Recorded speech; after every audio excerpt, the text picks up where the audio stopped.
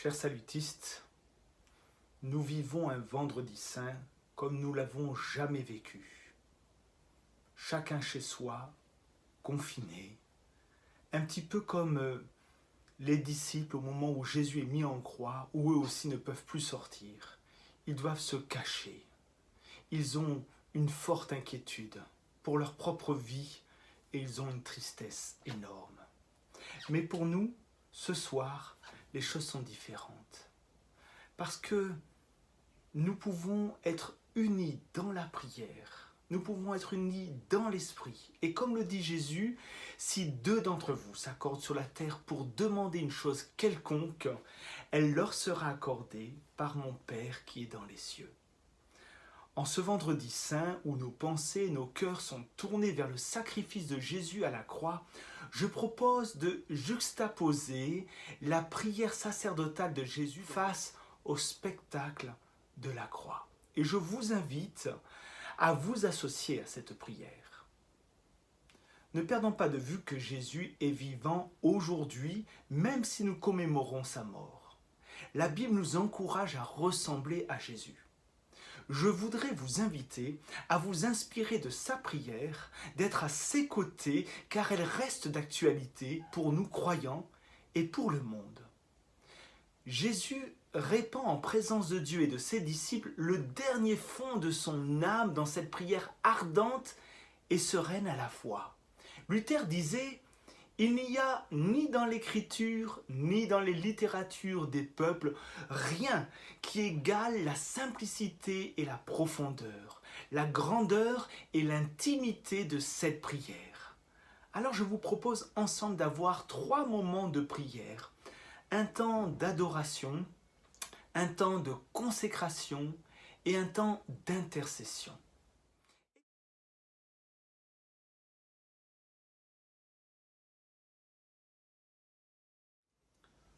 Ce temps de prière que je vous propose est un temps d'adoration, c'est un temps pour Dieu. Comme vous avez pu le lire vous-même dans l'évangile de Jean, après avoir ainsi parlé, Jésus leva les yeux vers le ciel. Et juste avant cette prière, Jésus avait dit à ses disciples « Je vous ai dit cela pour que par moi, vous ayez la paix. Dans le monde, vous allez souffrir, mais soyez courageux. J'ai vaincu le monde. » Quelle parole!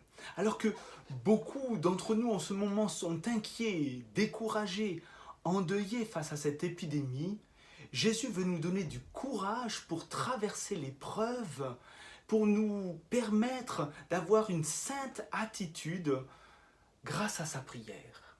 Cette prière ne nous laisse pas oisifs, bien au contraire, elle nous entraîne à une vie d'intercession selon le modèle de notre Maître.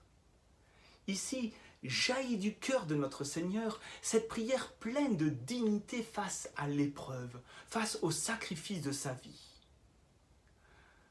Bien qu'il luttera dans la prière au jardin de Gethsémanée, Jésus nous révèle par sa prière le sens même du don de sa vie.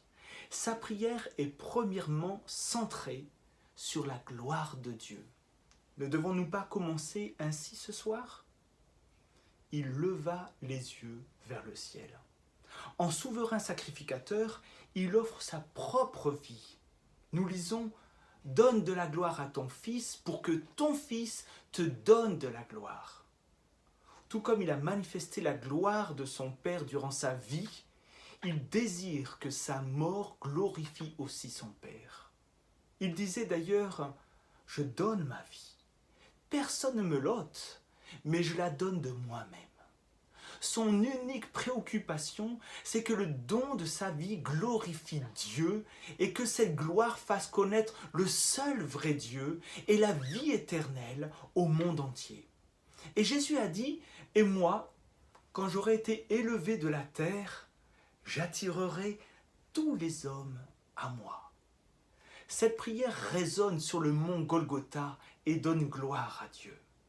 Si nous voulons ressembler à Jésus, si nous voulons prier à ses côtés, alors commençons aussi ce temps de prière en levant les yeux vers le ciel, par-dessus nos craintes, nos requêtes en tout genre, Et je vous propose 3 sujets de prière. Glorifions Dieu pour le don de son Fils unique, Jésus. Donnons-lui gloire. Deuxième sujet de prière, louons Jésus pour sa vie, pour son enseignement et pour le salut qu'il nous offre gratuitement.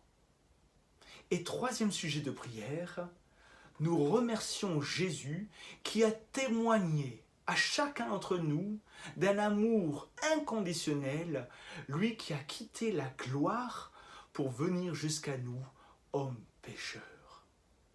Pleine liberté maintenant dans la prière.